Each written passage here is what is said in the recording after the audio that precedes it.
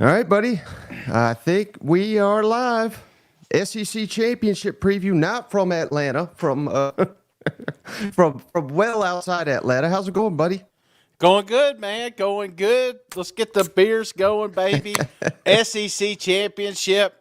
Been watching a lot of good football last couple of days. Texas putting an ass whooping on Oklahoma State, future SEC powerhouse. That Oregon game, that was not a bad one, brother. Came down to the wire. At least it was very entertaining. Yeah, and I like the fact we already got Bo out here. Shane, he's saying, "Well, we're waiting for Shane to finish the cheeseburger." They always blame it on you for why we're late. Damn, I was here 20 minutes ago. I was like, hey, let's jump in here, make sure my mic's good, make sure my camera's good. Mike shows up at 3:01. You're a little blurry, too, so your internet's probably jacked up. At this point, it don't matter. Yeah, yeah. Well, how about it, buddy? I mean, we got this big SEC championship game coming up. Are you sticking with the dogs? Because I know I'm sticking with Bama, and I can't wait for you to be wrong once again. Yeah, I'm right, man. And I'm watching these videos. Brock Bowers warming up, McConkey warming up. The boys are here. The boys are here. They're going to be locked and loaded all freaking week. We've heard the shit talking. It's now time to put up or shut up because there's a lot on the line, Mike. As just an SEC fan in general, there is a real scenario floating around where no team from this conference makes it to a national football playoff. That's not going to happen, though. You don't think that, do you? No, I get everybody saying the right stuff, but you hear you heard Sarkisian at the start of the game. He was sure to mention that about beating Alabama, a team that's going to an SEC championship. Right. They're all pleading their case right now. You got Florida State that could potentially win. You've got Michigan that could, you know what I'm saying? There is a scenario here if Alabama beats Georgia that we don't have an SEC team representing the college football playoffs, which I think would be a travesty. And if you ask Sankey, it's a bunch of bullshit. But I'm just saying that scenario does float around. Yeah, how about Sankey pulling a Sesame Street, Shane? One of these is not like the other. And, of course, he's talking to the SEC and everybody else. But, yeah, I mean, it's a fine talking point, Shane. Yeah. But the reality is SEC is going to be in there because Georgia's a lock if they win. I think if Bama wins, I think they're a lock to get in.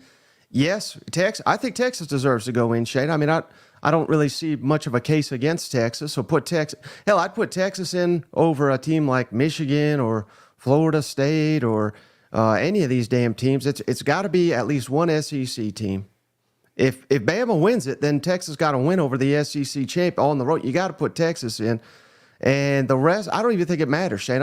If it's Alabama and Texas make the Final Four, it's going to be them probably in the championship again.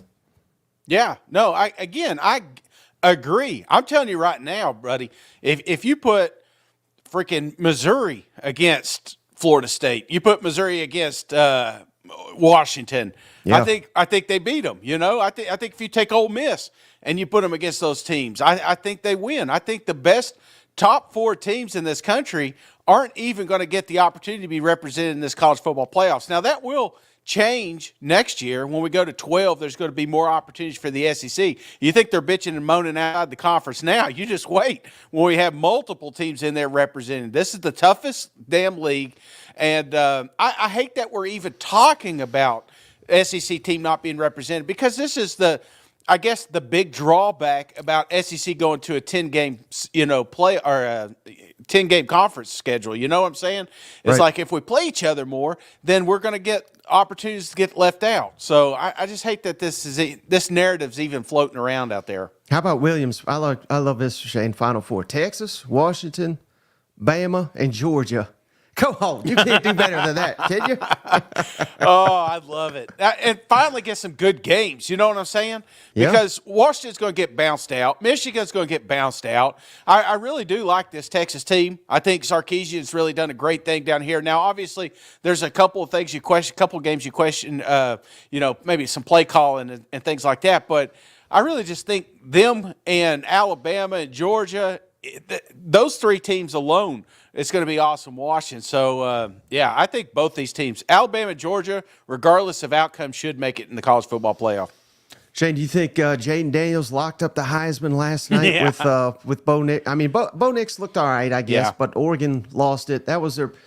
I feel like that was Bo Nix's opportunity to kind of steal it away from Jaden Daniels, and he clearly didn't do that. No, he went full Auburn, Bo Nix, there for a minute, didn't he? So it's like I'm telling you, it's the first time I've watched a game probably outside the SEC in a while.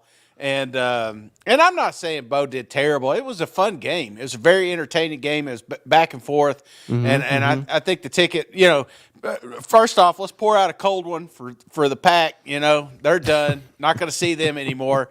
It's always great. You know why I love that conference, Mike? Because it's like a rehab for SEC players that didn't make it. And then they go out there at nighttime and you get to watch them again. You're like, oh shit, yeah, wasn't he on Georgia? That rehab league won't be around next season. You know what? Absolutely. It's now called the Big Ten, I guess.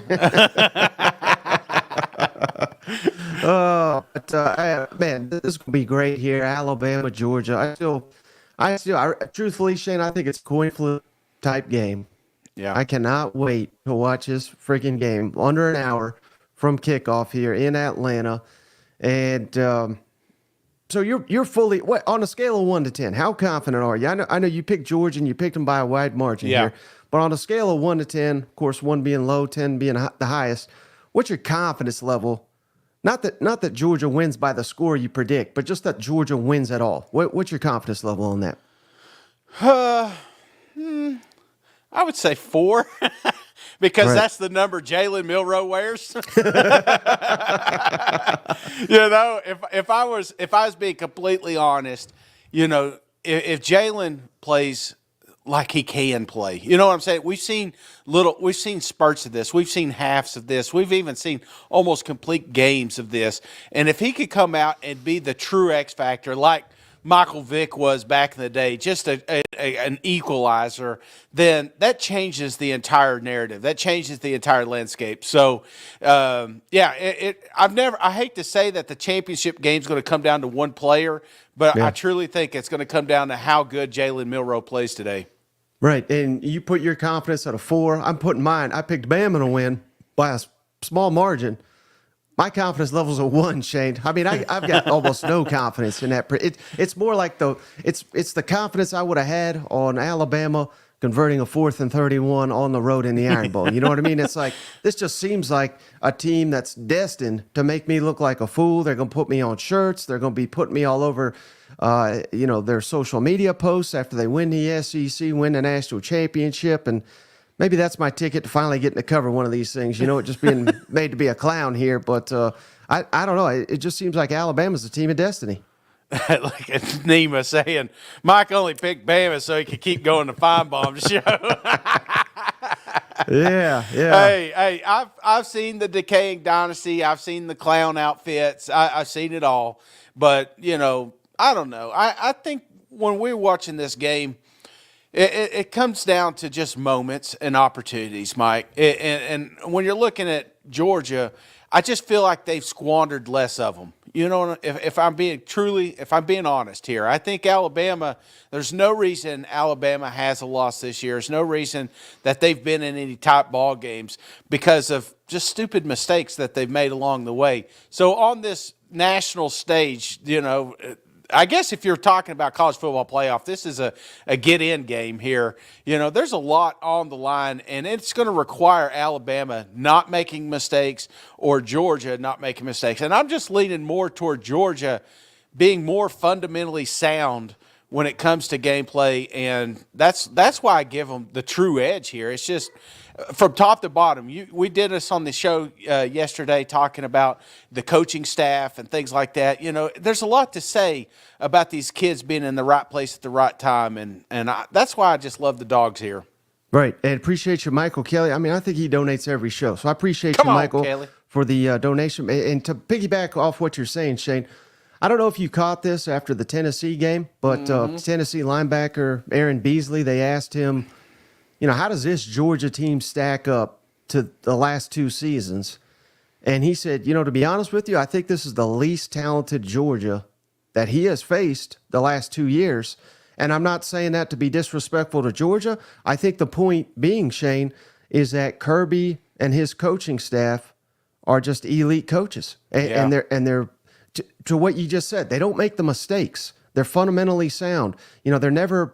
It's almost like they just wait for the opponent to screw up and then they'll capitalize on it. Right. That's what Bama was for the decade of dominance there, and now that has transitioned to Georgia, to where you don't see Georgia going on the road and having all these crazy penalties. You don't see Georgia needing a 4th and 31 miracle. You don't see Texas going into Athens and beating the hell out of the Georgia Bulldogs. It's kind of flipped. So I totally get it why Georgia's the favorite, why most people that are not Bama fans expect Georgia to win this game. They should. But I don't know. Crazy stuff happens in this, not always in this building, but in Atlanta. Like I said, Nick Saban 16-0 in Atlanta since 2008, since the start of the dynasty down there. But I don't know. I just feel like they got that black voodoo going on down there. They take it with them. You know what? Yeah, absolutely. I'm telling you again, you were talking about X Factor. It could be just like I said, the deal they made with the devil. I don't know how involved Terry is in the play calling today either. That's got to be a factor. So, but I'll say this on the Georgia note. We're in a small little window here. Georgia has the opportunity to win 30 games in a row. They have an opportunity to win 3 national championships in a row. I mean, your entire life, you may never see something like that again, especially in this conference. It's tough now that we're adding Texas and Oklahoma. I mean, this is a record that's going to be brought up on trivia night 20 years from now when you're at the Chili's. So this is going to be an electric game and a lot riding on it. And it's all for naught if you drop this game in Atlanta. So a lot of pressure on both sides here. You've got the best coach going against the all-time greatest coach, and that's what I think this thing should be dubbed, man. It's going to be freaking awesome. I cannot wait. I have no idea where it's going to go, but be sure to tune back in at halftime because we're going to have our own halftime adjustments. You think I'm drunk now? You wait till then.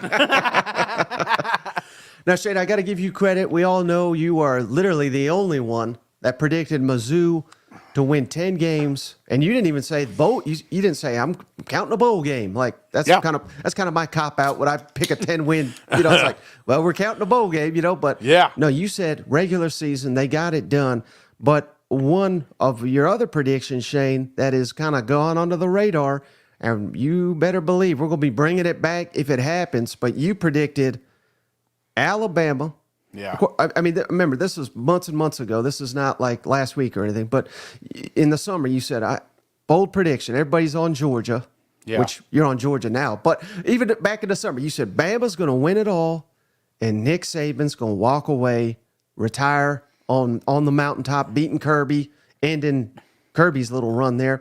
Would you still stick to that? If let's say Bama wins here today in a couple hours, and then they go on to win the national championship. What are the odds that the professor is 100% right again, and Saban rides off into that sunset? Yeah, I kind of got best of both worlds here, Mike. Either I'm right about Georgia winning, or I told you back then you should have been paying attention. So you are right. I thought about, we were doing hot takes, and I thought, hey, this may be it. Everybody was kind of dogging them at the start of the season. There may be a real shot here that Alabama wins a natty, and who knows? Saban may have retired last year. We talked about the revenge tour and everything like that. He doesn't want to be like Steve Spurrier and sneak out in the middle of the night. Saban's prideful. He's going to play out the season. But there's no better way to play out the season than having the most national championship rings. You know what I'm saying? There is a real shot here to end his legacy on a high. And you do that, you got to beat Georgia. You're going to have a monumental run in the college football playoffs. But there's been these little quirks throughout this season that you're like, man, it almost feels like they're trying to tell you, like the football gods are trying to tell you, like, hey, don't count this team out. And if he wins it all, why come back, man? You got Texas and Oklahoma. We got the expansion of the college football playoffs. What do you got to lose? I'm not saying that Saban wants to retire. I think it's in his DNA to just work, and not change that. But we've got the beach house rumors. We've got the medical issues he's had throughout the year here. So there may be a real shot that this is the last season for Nick Saban. And what better way to go than out on the mountain, Right. And imagine, Shane, Georgia wins big like you predicted, which is very realistic. Let's say they win big today. Next season, Shane, Georgia goes to Tuscaloosa. If Nick Saban comes back and Georgia wins in Tuscaloosa, I mean, my God, I know he's the best coach of all time, Shane, but I think hell, we saw it after Texas lost and struggled to South Florida. I mean, some of these people were calling in and saying Saban needs to go. If he loses to Kirby, or Georgia wins 3 in a row, and then they follow up the next season and lose to Kirby at home. Yeah. I mean, again, it's going to be that's the King dynasty right there. I mean, they're going to start saying it. You know what I mean? So that is something to consider. I think he might be onto something. If he wins it all, it may be time. But how about this comment, Shay? We don't have to just talk Georgia and Alabama here. But Travis, he says, I like y'all videos, but please be good to us Kentucky fans. Well, we were. I shared this with you, Shane. Matt Jones, Kentucky Sports Radio, of course. Yeah. He's Kentucky insider. He is teasing that Kentucky's about to land a huge portal quarterback. And like physically huge or like like gifted? Not Lorenzen here, but okay. They just landed. It didn't work out. With Devin Leary, but he was number 1 quarterback in the portal last year. So I'm assuming they got a top one coming again. Any ideas? Well, let's speculate, Shane. I mean, I don't have a clue as to who that would be, but could it be KJ Jefferson? Like you said, that's one. Yeah. I know the Coastal Carolina guy, McCall is in the portal. The guy from Washington State is apparently incredible. Yeah. Cam Ward. I mean, these are the names that is kind of popping up in my mind when they're saying they're likely going to land a top quarterback. Yeah, well, I think that Ward, I was reading an On3 article. I think they had him listed as number 1 transfer quarterback. There's a lot of intriguing names, but I think the KJ Jefferson is a sneaky good one. Yeah. I think that would, just like I said, because Kentucky's got all the pieces that KJ wasn't able to have this year. So I think if KJ Jefferson's making a move, he's not going to make a move to a team that has gaping holes. You know what I'm saying? He's not going to go somewhere that doesn't have an offensive line or doesn't have playmakers surrounding him. So I think he's going to be very methodical, or just stay in Arkansas. That's where I believe would be in his situation. So that's the one that I don't know. Maybe I'm just willing it to happen, Yeah, and Ethan says Riley Leonard. That's the guy from Duke. And then another one I would say to keep your eye on, Shane, is the Miami quarterback. I'm trying to think of his name, Tyler Van Dyke, who Bama tried to get, and I would think he would be a real fit for a pro style Liam Cohen. So again, I have no idea, but again That's the beauty of the transfer portal, Shane. I mean, I know some people, they get mad as hell when they lose a guy, but right now we're sitting here looking at Kentucky like, man, where are we going? Yeah. Then you land a top quarterback, baby, we're back on the bandwagon. Next year's going to be our year. You know what I mean? So we did this last year with Kentucky. You remember? Like, Will Levis is gone, blah, blah, blah. Then they go out and they get Ray, and they get Leary. Obviously, Leary didn't work out, but still – that's why they were so high in our rankings coming into the season, was just the potential. And that's what Kentucky does. Kentucky has that ability to reach out there, find some of these kids that aren't maybe not getting the playing time they deserve, or maybe it's just not in the right situation, and then they're putting them on into the NFL. So that's a track record. You're a stepping stone to the league. So right. I think that's something you just lean heavy on. And someone, I missed the comment here, Shane, but I apologize who asked it. I don't know. But did you see this from Bobby Petrino? He's made note of it in multiple interviews now. They asked him about last season working for Jimbo Fisher, and he essentially said, well, Jimbo, he said we could put in my offense, but we got to keep his terminology. So it was difficult for him because he didn't know he had to learn the terminology and put that into his system. And he basically said, many sleepless nights trying to figure this out. And it hurt, them going tempo because they didn't have the terminology down. So it's funny you bring in a guy and say, all right, it's going to be his offense, but I want to know the words. Like let's complicate this as much as we possibly can. And having said that, Texas A&M, I realized they fired their coach. They didn't live up to the expectations. But that, again, you have to look at what was their offense a year ago. Yeah. I mean, we're talking like Vanderbilt bad. And then they took a huge step up with 3 different quarterbacks playing this season. So as long as Sam Pittman lets Bobby Petrino call the plays, whatever the hell he wants to call them, and we know he will, that's got to give me confidence that Arkansas can also see a huge step in the right direction on that side of the ball.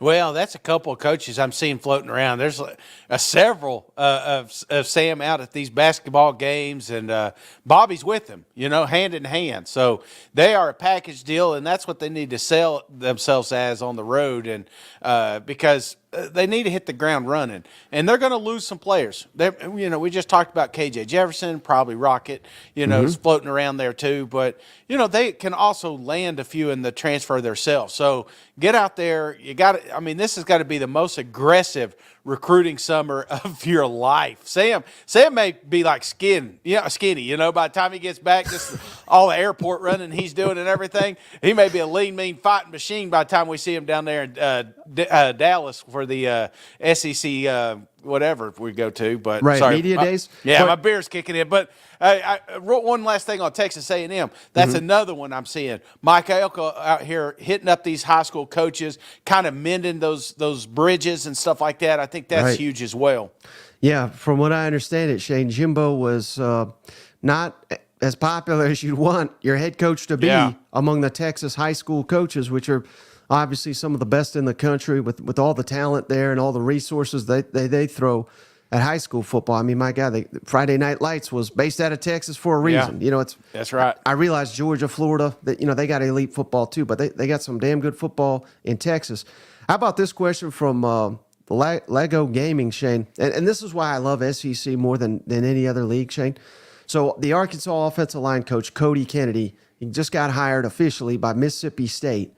And Arkansas fans, damn glad to see him go. Mississippi State fans, glad to bring him back. I mean, it's everybody wins. That's how we all view it. But again, I don't think they're battling in the Big Ten, in the Pac-12, in the Big 12 about an offensive line coach going from one team to another. But I just love the passion. I love the enthusiasm. And they are literally fighting in my mentions for 48 hours over this one hire, Shane. But yeah, I think it goes without saying, Cody Kennedy, I don't think he did. I don't think he's a terrible coach, but Arkansas's offensive line was terrible. Yeah. And maybe that's, or in fact, I know I'd say the players maybe didn't fit what they were trying to do this year. They had a lot of issues in short yardage 2 years ago, too. So, that is something to consider. But I don't think this is a horrible hire by Mississippi State, but I think it is probably good for Arkansas. They just need a clean slate in a lot of regards. And bringing in Petrino, letting him have a heavy hand in who he wants as offensive line coach. I think the fit between offensive coordinator and offensive line coach, they must be aligned. Yeah. For it to have true success. What's your thoughts on that? Yeah, it's got to be a family. You can't be fighting. That's like you just talked about Bobby Petrino. It's got to be his system or his verbiage, and it's like why has it got to be that way? I want to see my guys got each other's backs, because everybody's trying to climb the ladder. It's just like any job, you know what I'm saying? He may be an offensive line coach right now, but he may be striving to be a coordinator or a head coach one day. So if you got even a positional guy, stabbing you on the way out, that's not what you want. You want to create that kind of family culture, and then the players feed off that too, so when they break up in their groups and everything. So, I think if it's not working, get him out. You know what I'm saying? And I'm not saying that he can't have success somewhere else. It just was not successful while he was in Arkansas. How about this comment from Travis, Shane? He says, Cousin Shane headed to the shooting range after the pod. Oh, I love it, man. I love it. I'm working here at the warehouse, And then how about this comment from Richard? Apparently at the Sun Belt Championship, they're giving $2 beers. And the SEC is not allowing general admission people to buy alcohol. I mean, come on. It's supposed to mean $2 beers at the Sun Belt Champ. Again, people are just saying this. I have no idea if this is true or not. But $2 beers at the Sun Belt Championship game, while at the SEC Championship game, they are not selling alcohol to the general admission. I thought it just meant more in the SEC. And to me, giving your fans an opportunity to purchase, again, it ain't cheap. You know, we're not asking you to give your beer away, but let the people buy it. I mean, my goodness, what are we doing here, Shane? I'll be honest with you. I was at that Tennessee game, and I was sitting around about 15 people, and they were all drinking drinks that didn't come from the concession stand. So there'll be plenty of alcohol down there in Mercedes-Benz. They just ain't buying it at the concession, you know? Yeah, Matt says, Professor Shane spends so much time at the range, he'll put 2 in your chest on the way to a lecture. Michael Riley, Florida fan. He says, Sunbelt, Billy knows all about it. Billy. Hey, Graham Mertz is back. They got that going for him, Shane. We'll see if they get ETN back. Because that'll be huge. They got a top recruiting class, but man, I'm not trying to fire someone in a year in advance, Shane, but oh man, is Billy on the Sam Pittman or Billy Napier? Who's on the hottest seat in the SEC next year? Sam Pittman. Yeah, I think this is a year for Sam. I don't think Billy's far behind, but you know, I just think after this performance, you know, going 4-8, that is definitely not what you signed up for when you were going to Arkansas. And he knows it. He's making the right move. He's saying the right things. I think they'll be fine. But if you do take another step back or stay the same as this season, he's gone. He's really got to have a big year. Yeah. Hey, update from the field down there, Shane. They're warming up. Lad McConkey in full uniform. Great news there.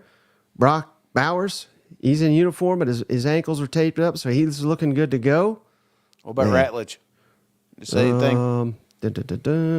Yeah, we just got an update. Hold on, I got to click the story here. Let's see what it says. Watch the 15-second video. Don't you hate those? It says he is participating in warm-ups. So okay, that's a great sign for Georgia. Oh man, now I'm a little worried about my pick now, Shane. I'm not gonna lie. All these guys are suiting up and ready to go. I'm participating in warm-up too, Mike. Yep. And yes, these Georgia fans, they think they're getting ETN already. Which I mean, my goodness, Shane, the best just getting better. That's while hurting your main rival there. That moves like that.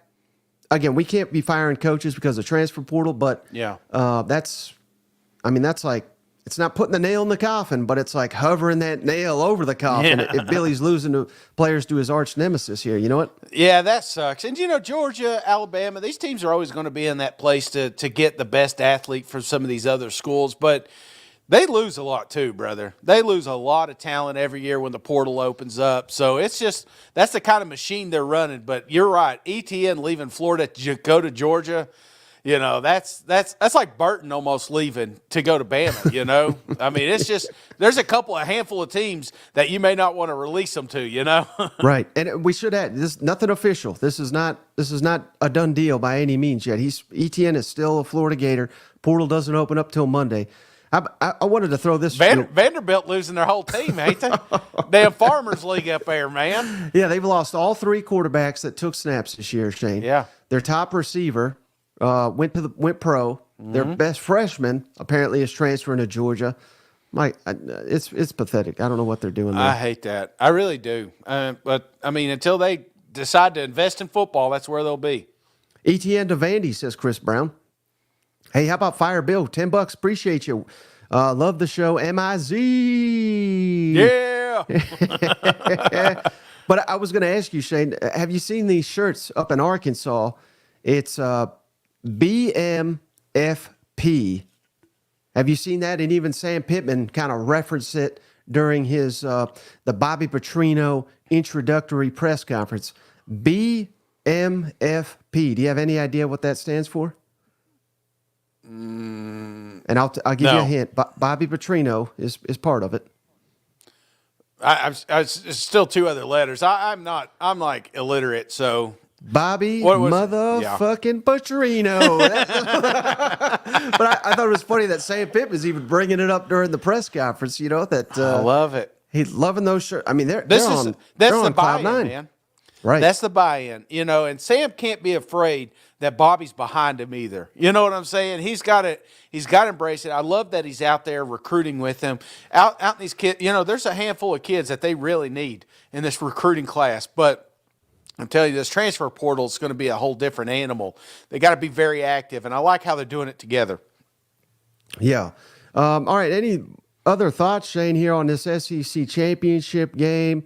One thing, and this got nothing to do with the game, Shane. I'm sure they're going to do it at halftime, but I think we have got to outlaw these chest pass football throwing competition. Have you seen these at all these? The there was Dr. one last Peppers, yeah. It's a football. You have to throw it like a football. I mean, why is this not a rule yet? No, I get it. And Pat McAfee picking a guy that's got like 2 toes or something to get out there and kick the damn $100,000 kick. It's like, what are we doing here? Kid literally said he's never kicked anything in his life. Why are we putting him on TV? I want to see somebody have a real shot here. How about this, Shane? This game right here, though, Georgia-Alabama, does it heat up the rivalry any more one way or the other if a team wins? Like if Georgia wins, to me, Shane, it kind of feels like it's obvious. I mean, Georgia has overtaken Bama, and Bama's, the program of the past. But if Bama wins it, all of a sudden we flip it back to the evil empire and Papo, and maybe Alabama's poised to be the team to beat for years to come. Am I putting too much stock in one game? What's your thoughts on that? No, not at all, Mike, because everybody used to fear the A. You know what I'm saying? They feared those uniforms. They knew they were going to get not just beat but destroyed. And if you look at if you just get on Wikipedia and you look at Alabama and Georgia, Alabama still holds the most wins, and it's not even it's by a wide margin, but you got the last one.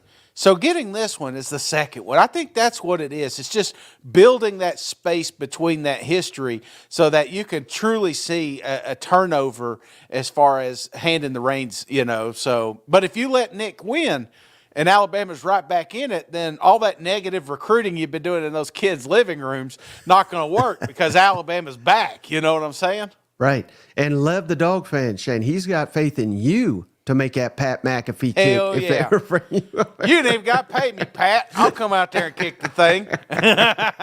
But how about, you brought this to my attention earlier this morning, Shane. I don't know if this was from last night or this morning, but Kirby and Saban sat down for a chat, and who knows, he may have just been joking around, but Kirby said, hey, I'm not going to be coaching when I'm your age. So what are you reading in it? Anything into that? I mean, because here's the argument I made with someone the other day, Shane. I mean, how long can Kirby keep us up? And let's say they do win 3 in a row.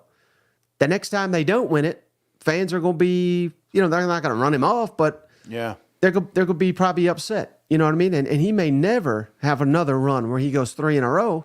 Right. And but I mean, he's setting like a unrealistic bar. You know what I mean? Yeah. Well, what Nick is doing and has been doing, most coaches can't. They don't have that drive. They don't have I like even going to work, man. How many times you're like, man, F this place. I'm playing the lottery. If I hit it, I'm out. You know what I'm saying? They don't. At this point in their lives, especially Kirby Smart, he doesn't have to do 15 more years of this to be able to pay his mortgage. He just needs, he's doing it because this is where he wants to be at this moment in life.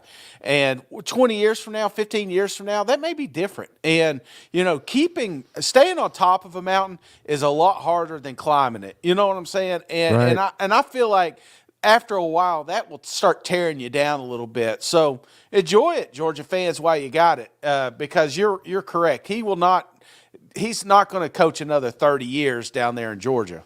Right. Will he be in the NFL? They're already saying he's going to be the next Patriots coach.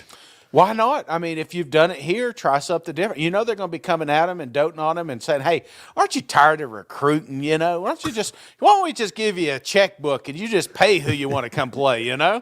Right. Yeah, like Rusty, I can't remember if he said this on air or off air, but I'm pretty sure it was on air, so I'll share it. Not that it's like anything crazy, but he just said, times he sat with Pittman or Kirby, and it's like a rock star where the phone is just constantly bing, bing, bing, bing. I mean, they have to be on every moment they're awake. Something's going on, whether it's recruiting, whether it's your current team.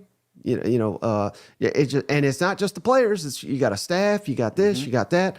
I mean that's why I don't feel bad for these guys, Shane. When they get let go and they get $40 million to go out the door. Again, there's a lot that goes with it, though. You know what? Absolutely. No, he may be doing that right now. He may be, keep an eye out on Philadelphia if a job comes open. Half his damn team's up there, you know. He's been building his own team, you know.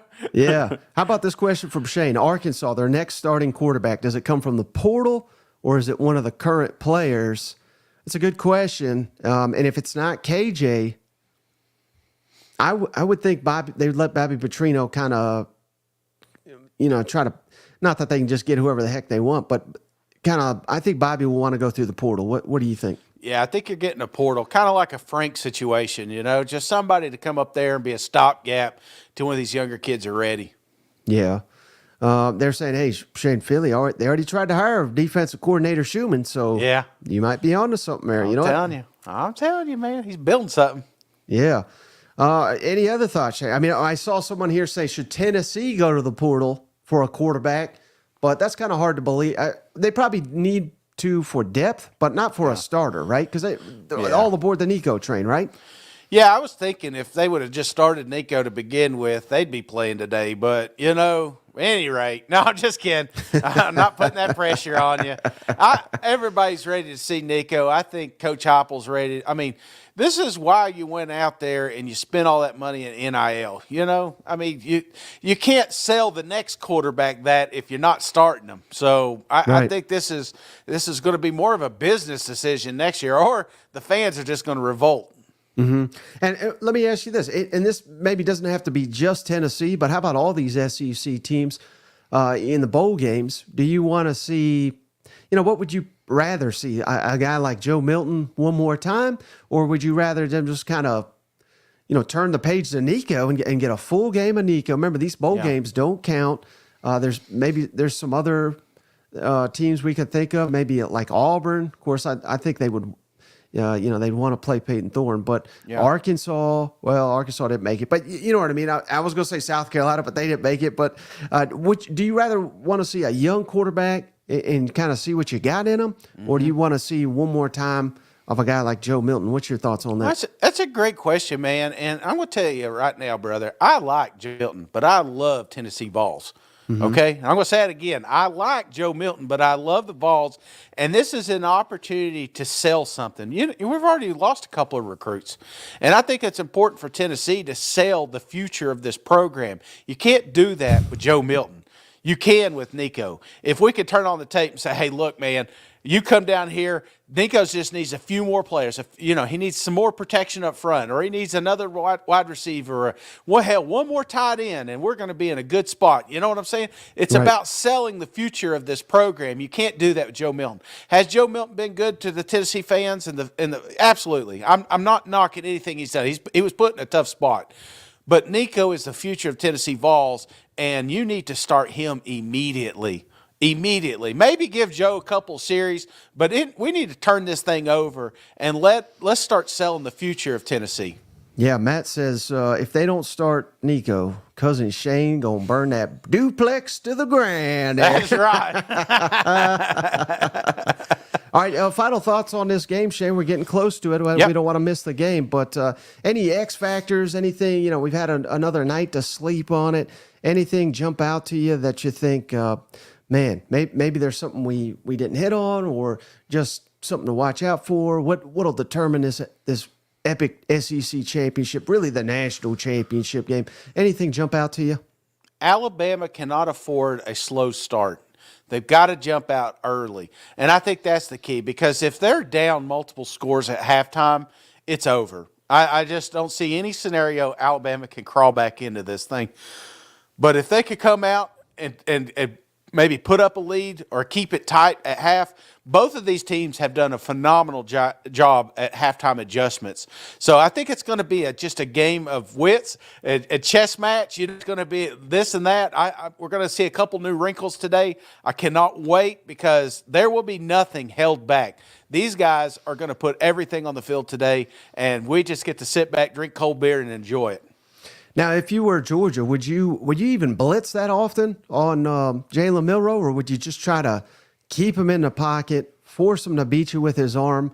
Not saying he can't do it, because he certainly ripped A&M apart. Of course, the 4th and 31. I mean, you don't complete that pass unless you have the arm, you have the accuracy. So I'm not, but to me, Shane, I think you can live with it if Jalen Milroe beats you with his arm. I don't think you can live with it if he goes Michael Vick, like you were saying, and just runs around your defense and makes them look foolish. But that could happen, because if they kind of bring the house and he gets out and he escapes, would you try to force him to beat you with his arm? What's your thoughts on that? No, I think the key here with Georgia is rattling him. If you think about Jalen's worst games, it's when he was rattled, when he had pressure on him, and that forced him to make bad decisions. And Jalen he's still young. He still can make mistakes. And so I expect an aggressive defense, aggressive play calling, force Jalen to make those tough decisions. Because if he's not reading progressions and he's just hitting one guy, and if it's not there, then you got him exactly where you want him. So to do that, you can't just sit back on your feet like Auburn did last week, or you're going to get scored on. Right. And then final thing here, Shane, we're about to cut loose, go watch this game, but we will be back at halftime. Don't forget, we'll post it out. We're going to just do this all over again, halftime thoughts and of course, post game. But let's predict right now, Shane, because we already know you got the Dogs. You like them big. Yeah. What will be the headlines here from this game if it plays out the way that you have it? Oh, the Dogs are here already. What do you got? There's a new king in town, and his name is Kirby Smart. And you can't say that, but I feel like that's the narrative, is that we're handing the reins over officially. You beat them during the SEC championship. I think you can't have that same argument. Who's the best coach in the SEC? It's clear it will be Kirby Smart. Almost said Nick Saban, because I'm so used to saying that, but it'd be Kirby Smart. And for me, Shane, if it's Bama, and I don't have it by a wide margin, I got it just barely. I think that the narrative is going to be, it's going to be a spin job quick, Shane. And I think you're already seeing Sankey on it. God, we got to get SEC in here. Hell, the SEC deserves two. They just snapped a 29-game winning streak in the game of the year. This ain't a playoff without Bama. It ain't a playoff without Georgia. Yep. Georgia fans are going to be sweating it out all Saturday night, wondering, man, did we just blow an opportunity to win 3 in a row by barely losing in Atlanta, the House of Horrors? They're going to be petitioning to move the SEC championship out of Atlanta, Shane. Move it to Nashville. Move it to Arlington. Just get it the hell out of this Atlanta. That'll be the headlines, I think, if Alabama barely wins, Georgia sweating it out, and we're going to have, hey, how many – the SEC deserves at least one, if not two teams in the playoff. You're going to see that from Feinbaum. You're going to see it from us. You're going to see it from everybody. You know what? Yeah, absolutely, man. Well, we got 15 minutes. Let's get at it, brother. All right, buddy. So I'll see you at halftime. All right. See you guys.